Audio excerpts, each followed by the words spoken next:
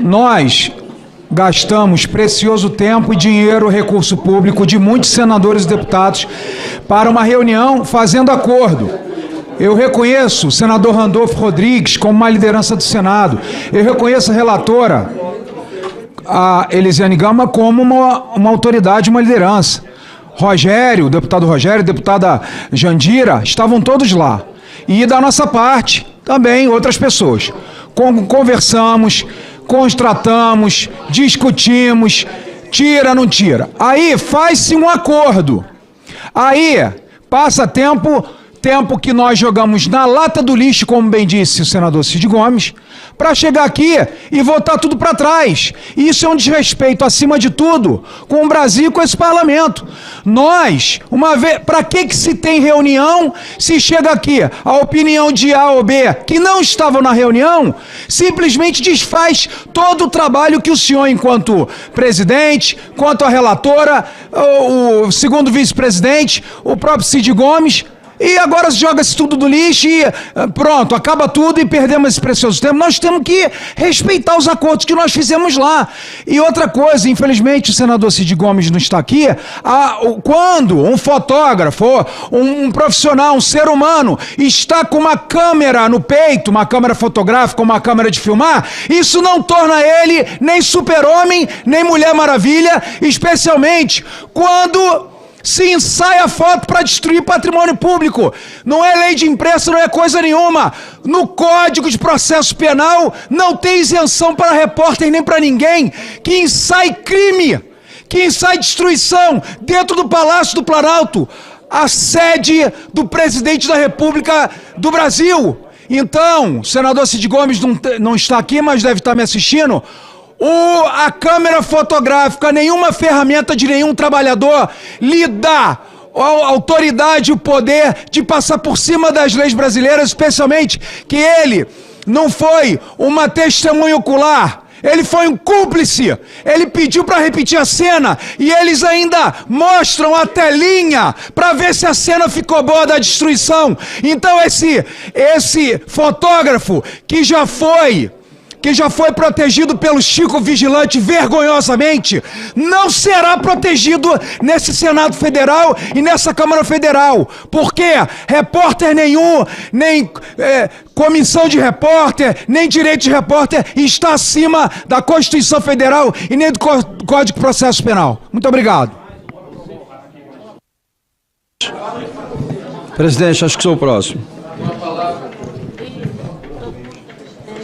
Com a palavra, o senador Isalcir. Presidente, primeiro eu quero parabenizar Vossa Excelência, porque nós não podemos fazer uma CPMI só de um lado.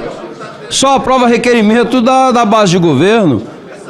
Nós colocamos, aliás, o fotógrafo, nem a oposição conseguiu colocar, o presidente é que bancou isso. Agora, como fazer, por exemplo, a relatora, a senadora Elisiane, vou pedir a atenção de Vossa Excelência. Na reunião passada, o Saulo chegou aqui e disse assim, olha, foi feitas alertas. Existe um grupo de WhatsApp que recebe os alertas. E aí, Vossa Excelência mesmo comentou comigo depois. Aí o Ministério da Justiça e o GSI tem funcionário que receberam a mensagem. O que eles fizeram com a mensagem? Nós só queremos saber isso. Então, eu fiz o requerimento, por exemplo, da senhora Lívia, que é do GSI. Senador, um instante. Aquele burburinho ali, eu sei que não é um tumulto, é uma tentativa de construir uma solução. Eu sei que ali estão várias inteligências ali da maior expressão do Congresso Nacional que estão tentando ali construir. Mas sabe o que acontece? É porque está uma zoada muito grande, não está deixando o senador concluir. Então eu pediria que essa conversa importante, e é importante, fosse feita aqui fora para a gente poder continuar com a fala do senador Isalcir. Por favor, senador. Professor, presidente, eu pediria a atenção da relatora, senadora Elisiane. Vossa Excelência é relatora da CPMI, não é de um lado só. É verdade. Então eu gostaria de pedir a Vossa Excelência comentou comigo após o depoimento do seu Saulo, Duda, e que ele disse, olha, eu fiz os alertas, 33 alertas. E aí, o que aconteceu? O Ministério da Justiça recebeu o alerta. Quem é que recebeu lá no Ministério da Justiça? Glauber Amorim de Carvalho. Ele recebeu a mensagem do Saulo. Bem, o que ele fez com a mensagem? Entregou para quem? Sim, nós precisamos colocar esse Glaucio. A outra coisa, a Lívia... esse que é do Amazonas. Exatamente. A Lívia Isabelle é do GSI. Ela recebeu a informação da ABIN. O que ela fez com a informação? Então são coisas óbvias e que a gente não consegue sequer colocar isso em votação. Então isso que é a ponderação que eu faço. Nós não podemos fazer a CPMI só atendendo os interesses da base e muito menos, não é que a relatora também só aceite, só coloque as questões da base. Ora, está se falando em quebrar o sigilo telemático. Olha, eu fiz o 450 que é requerendo a quebra do telemático do ministro, óbvio. O que ele fez dia 8? Ele falou com quem? Falou o quê? Isso aí resolve todo o problema, porque a omissão aconteceu. O senador Rogério aqui acabou, desculpa, a citação na reunião passada, falou a questão aqui do relógio, de convocar o rapaz que quebrou o relógio. Agora, hoje, nem isso a gente consegue colocar. Ele que disse isso. Outra coisa que é falado aqui, todo mundo fala e ninguém... já é premonição. Olha aqui, o decreto 5289, que fala realmente do funcionamento da Força Nacional, o senador Magno Malta, está aqui o artigo 4º. A Força Nacional pode ser empregada em qualquer parte do território nacional, mediante solicitação expressa do governador do Estado ou do Distrito Federal, ou de ministro de Estado. O ministro de Estado está aqui no decreto. Ele poderia ter solicitado a Força Nacional. Agora, a gente quer chamar aqui o cara da Força Nacional, a gente não consegue, para saber se ele recebeu alguma intimação, alguma coisa assim. Então, são essas ponderações que eu faço a Vossa Excelência, que é uma senadora exemplar e que não pode aqui numa CPMI, né, tomar partido. Relator é para relatar a CPI como um todo, não é só de uma parte.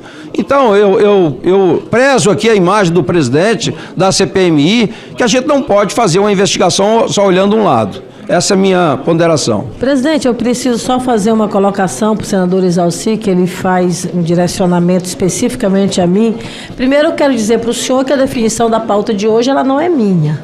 Eu participei da reunião mais cedo e na reunião mais cedo eu integrei com base de oposição e base do governo, onde houve um debate acalorado e eu apresentei, inclusive, o volume de requerimentos que, na verdade, eu julgo ser importante para o alinhamento que nós adotamos em relação à investigação. Inclusive, senador Exauci, Vossa Excelência precisa reconhecer isso, que uma das convocações que eu fiz a defesa é requerimento de Vossa Excelência. Sim, lógico, eu quero saber então, a verdade. Então, na verdade, Vossa Excelência não pode dizer que eu estou fazendo aqui uma investigação seletiva. Lógico. Eu admiti um requerimento de Vossa Excelência.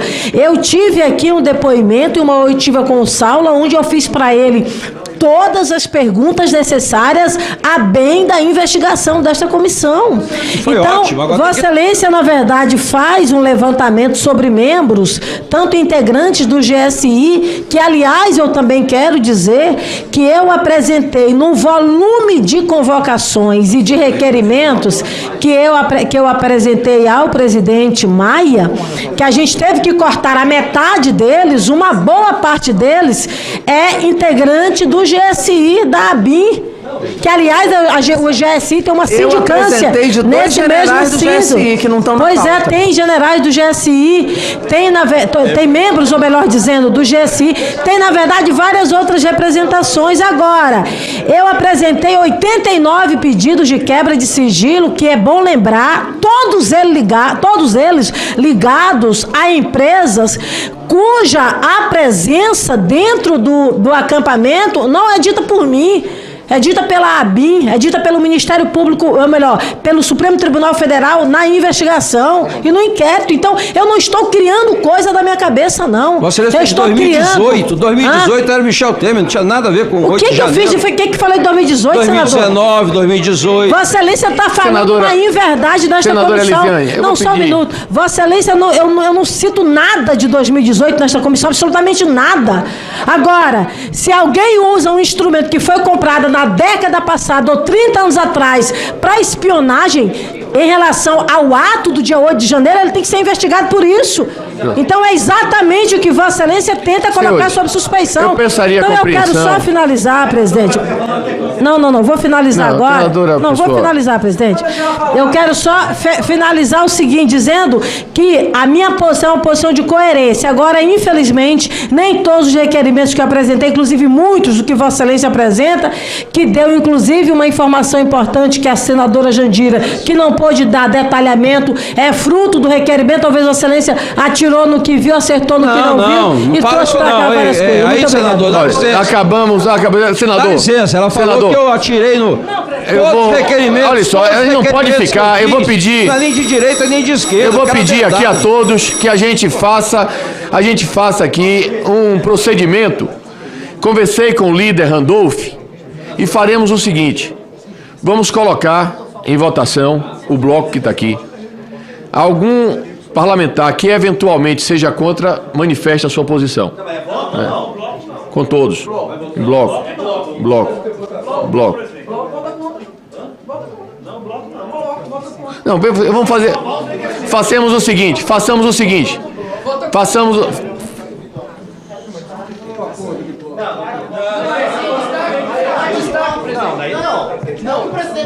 Olha, eu acho que a gente tem que tentar avançar.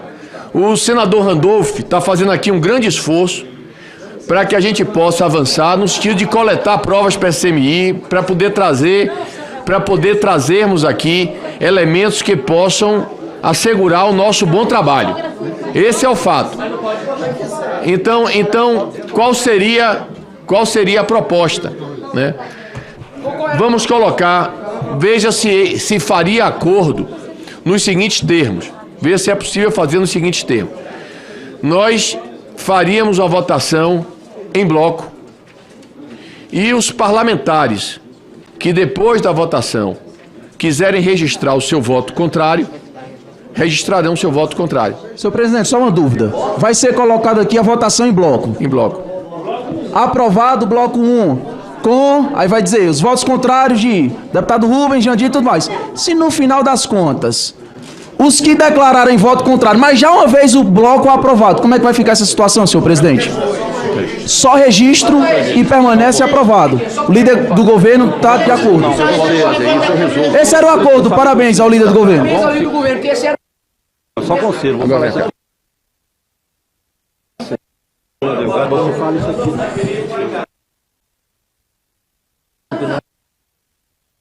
Então, está em votação o bloco